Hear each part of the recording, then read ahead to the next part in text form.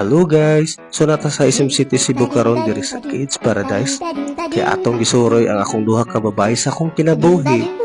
Kung hinumdum mo, gibunalan ko online sa akong previous video kay nasuko sila kay wala na ko palitig pizza kay gabi inang dako. Oh my God! Ko, ako na lang silang gidala diri para magpay sa akong baby girl.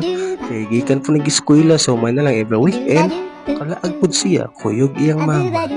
So, iya ring mama nagbantayan kaya papa nila ka sa iyang mama murag nalingaw ra po.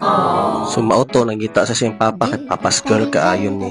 So nara ko dire, nangita dai kog barbershop kay magpatupin ako. Kasuko na kong asawa kay baga na kay kog buhok.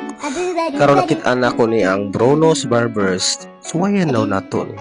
Laoy kamahal sa dignaong ani, may taka-afford ani pero kaya ra ni.